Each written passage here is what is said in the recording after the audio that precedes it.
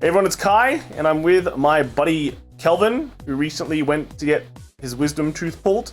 They can't talk, can't really do much except be in pain and feel bad, but he's so dedicated to Vanguard. This is what being dedicated to Vanguard is all about. He can't wait to see the new clan selection, the standard, alright? Standard. So today he's just gonna sit here and look at things, approve them with like his thumbs up or thumbs down, or if he wants to write something, he has a whiteboard that he can hold up and let us know what he thinks of the situation. So yeah, clan selection this week. Unfortunately, we're still in COVID times, so not that many decks, unfortunately, because just no tournaments. But hopefully things will improve because this is entering like what, the third, fourth week now. So yeah, more decks, more stuff, and hopefully more things to see. Now let's just get started with the most popular clan this week, and that is Bermuda Triangle. Yeah, it's still around. Now, one thing about Bermuda Triangle is you guys might not realize is that, at least in America, all the prices are crazy low. Like, Solom also talked about it. We bought a bunch of Bermuda stuff yesterday because we were like, might as well, right? We need a place of everything, let's do it. And then we bought a bunch of other junk as well, like Bermuda quick shields that are SP for like $3 something. So yeah, everything is super low. So this is a perfect chance for you to go and buy stuff, pretty much. At least buy a Bermuda deck. At least Ange, Lupina, and like Prisms are pretty cheap. And if you buy like an Ange deck, you can technically buy a Prism deck and get everything that you need. Like you get like multiple decks. If you want Melody, like Plon's super cheap, but unfortunately buying the rest of the Melody stuff is still very expensive. But that's enough of Bermuda. Today we got Lupina Prism. So another weird mix, but we see it's got Aquas, it's got some of these lots. And yeah, no Ellies. So already not a huge fan. The problem with running the Lupina build is like a full dedicated Lupina build is that we have to run Dagnies and the Rosalinas, which take up space, and then Prism takes up its own space. So then we don't have the space for the other cool cards that you want to put, like Ellies.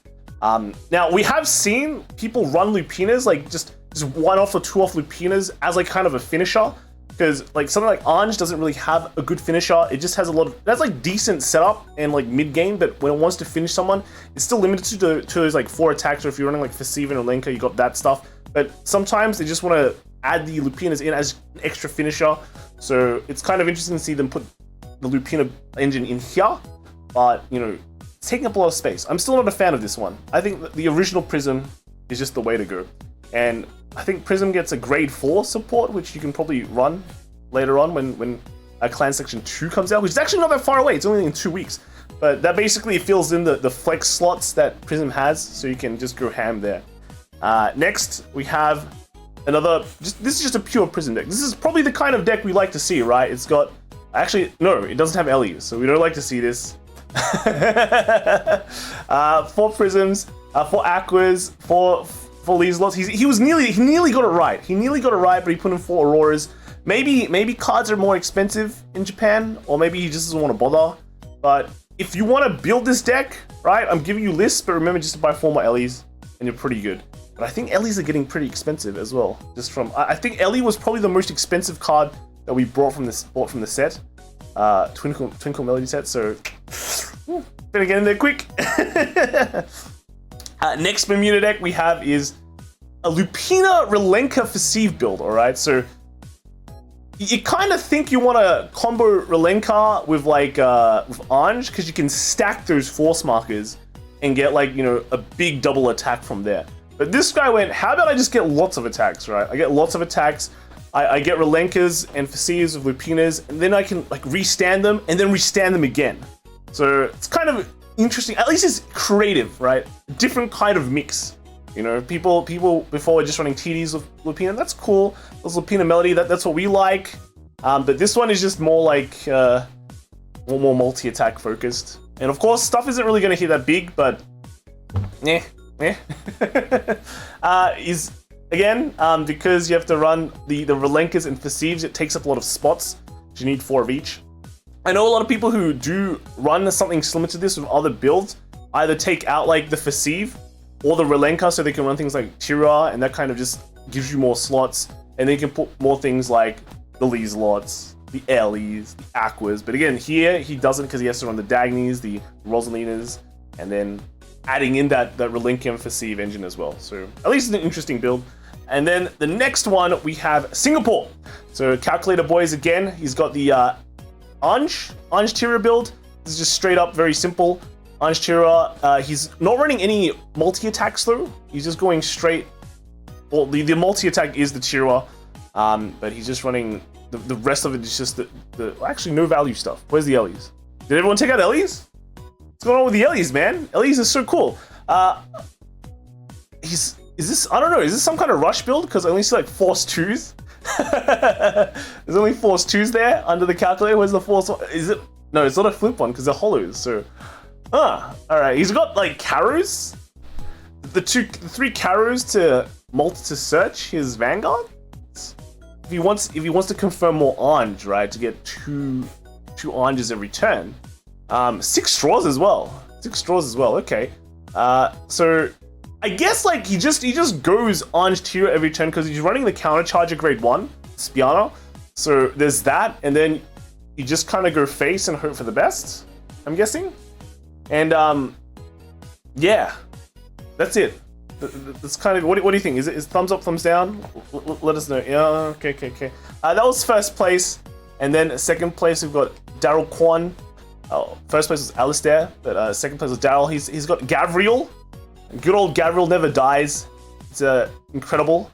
All right, I think he's done pretty well because he's always got this guy, right. We've asked him last week. I think I asked you the question, who is this last week? But now you can't reply because you have your teeth got pulled out. So unlucky, right? Yeah, he's only got 3 Hamiels. I think we saw 3 Hamiels last week as well. We were like, why the 3 Hamiels? So maybe up that count to 4. Maybe run more 4 no CLs. I mean, it just looks like the same deck as. I think he didn't even change the picture. They're like, I already got a picture already. Just use this one, right? So okay, that's cool. Next one, I think we now moved out of Bermuda Heaven, and now we're into this Aqua Force. This one was actually sent to us from Tree Level, who's actually from Canberra. Surprise! When I looked at the name of this of the shop, I was like, this has to be from like, I don't know, Indonesia, Malaysia, some Southeast Asian country, but it's actually from Canberra, and that means the Aki Canberra makes sense now. Yeah. But he posted up the his first place Maelstrom deck. Maybe not his, but at least first place Maelstrom deck. So it's your good old Maelstrom deck still doing work, getting those drive checks, making everything hit when they shouldn't hit, and just going to town. You know, like the worst thing about Maelstrom is you get glory up, and then you get a bunch of drive checks, and like, hope for the best. Well, I can't. Hopefully, I'm not making you laugh too much because that hurts you, right? So, yeah. So, good stuff with Maelstrom. I mean, we're in I think this is 29th. So, Twinkle Melody will be out then. So yeah, we're in the Bermuda era. But apparently, no one wants Bermuda because it's so cheap. So, guys, if you want a cheap deck, I mean, $60. All right. I think Different Fight bought a deck, like 3 decks for $60. All right, we bought an entire playset for like 150 USD. That was just actually everything, right?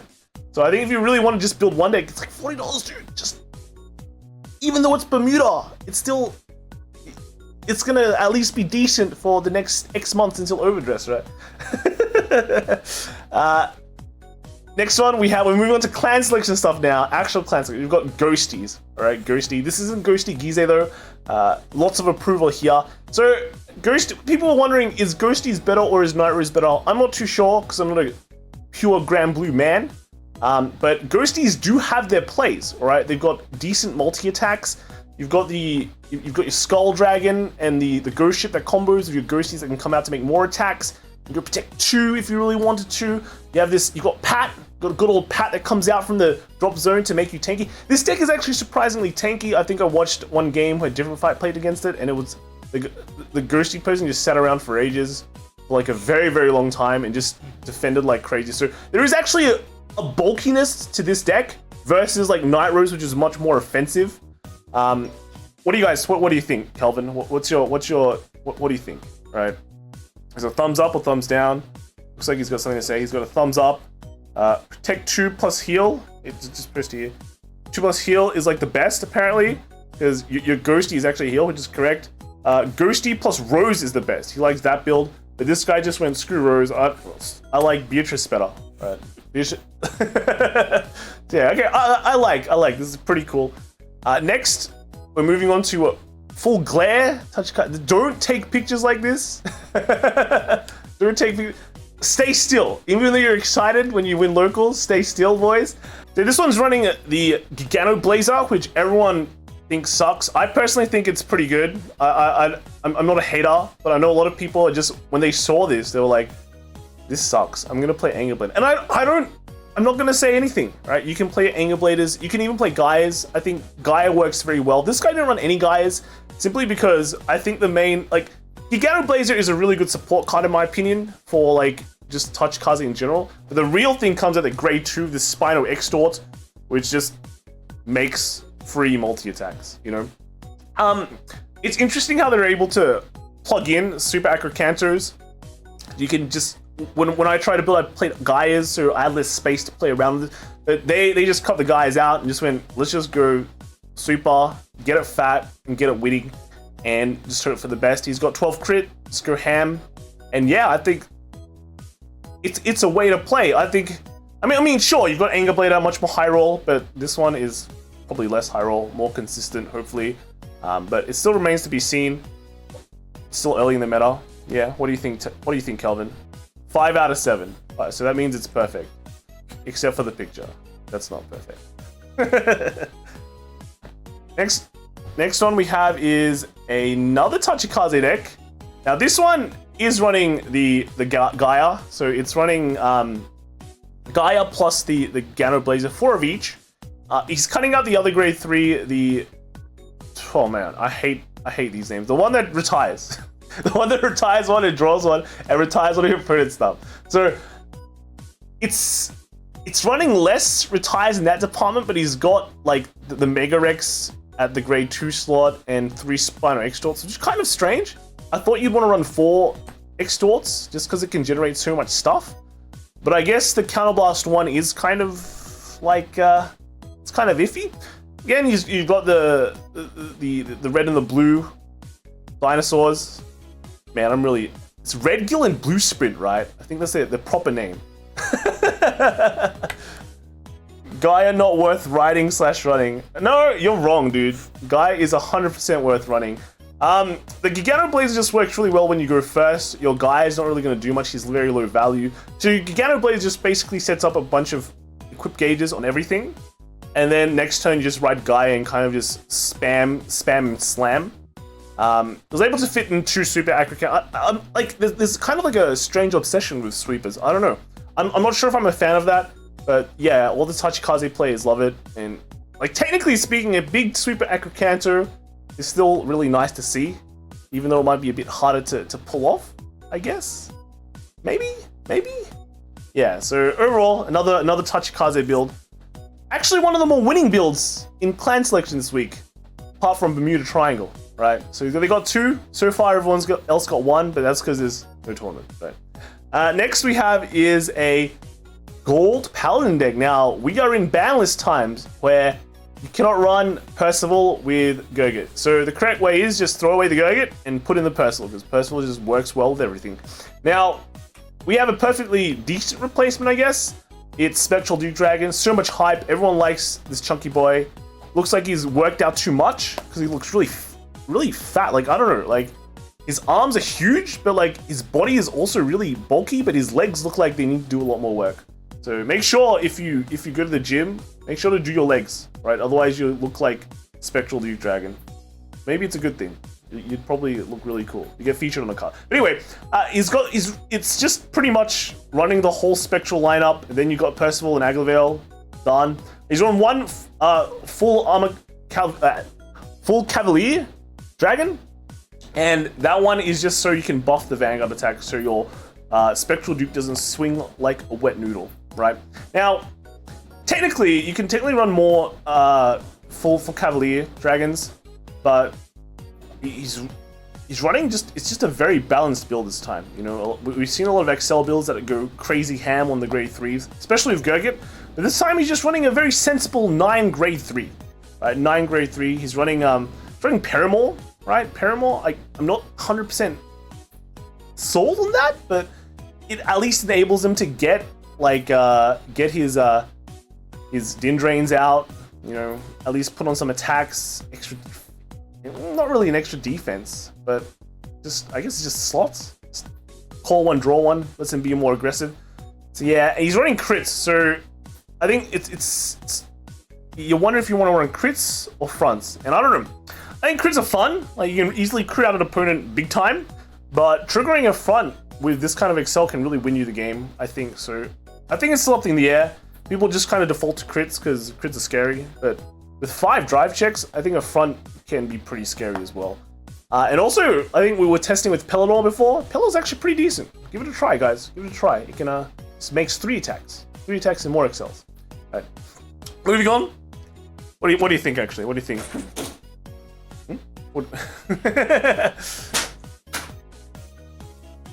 Moving on, Gear Chronicle. So this Gear Chronicle deck, not much has changed, but a lot has changed. If it's...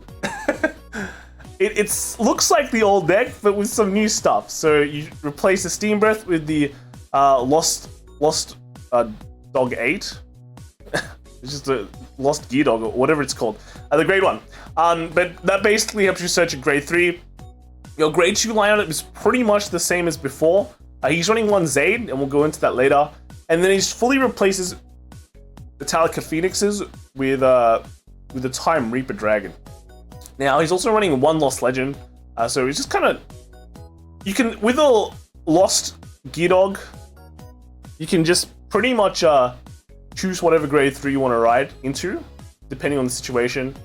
I think most of the time you want to go into Chrono Jet, but it's an option. It's an option, right? The Time Reaper is really interesting because you can stride into Time Reaper, then you can replace with the Tigar, right? You call out the Tigar, boom, comes out, then you Time Reap it into a grade 2 that you want, anything, right? Another Naboo, another Urcab. But you can go into Zaid, which is okay if you really want to retire something. It's like a toolbox in the deck, and then that's why you just run 1 copy of it.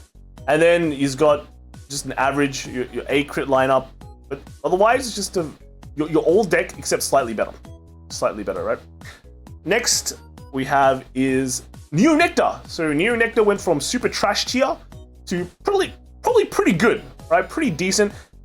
Basically, one problem with Neo Nectar before is like it does 3 attacks. It either tries to gimmick you out of the game with Asha, the versatile with A, but one's just better than the other.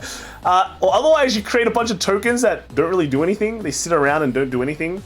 But now, you just use those, you retire stuff, get free tokens. Next turn, you just recycle those tokens for stuff, and then make 5 attacks, right? So the Stand Puny just gives you that multiple attack, which is really good. You run a bunch of stuff, basically, right? So your grade 2, you have to play it over a token pretty much, and you draw a card and you get power. Your PR that we got now, finally, can give your grade 3 crit if you want, because Stampion only has to retire 4. So if you run one of these can kind of you can put this all and give the Reguard a crit for that extra kind of control. But it can also get boost as well. Don't forget. Well, otherwise it can't boost, right? The grade 1 just kind of returns you to hand to use those tokens that you've called out from your Stampionies. This one is kind of interesting. It's like Sergeant Malnus or something. It has like so many erratas on it. But basically, the text is that when you place it over a card that is 10k or higher power, you can draw a card and this gets 10k. So, I don't know, there's a lot of erratas on this card, I think, in English, so don't get confused. And then this one's just a call a token kind of thing. You got 8, actually no, you've got like 9. Actually no, it's 8 crit. Hey, it's 8 crit 4 draw, which is kind of interesting. I would have thought you'd want to run more crits, because you can. But otherwise, yeah, it's just pretty much replace your tokens, draw cards, spam tokens again, rinse and repeat. Mystic Tomato is correct. I like it. I like the tomato. Just, you know, it turns into tokens, but can also draw you a card first. So nice little synergy there. And tokens are pretty good against chaos, so spam those tokens. What do you think, Kelvin? You're not much of a Neo person, but what do you think of this deck now? It's Katrina? Yeah. What is that?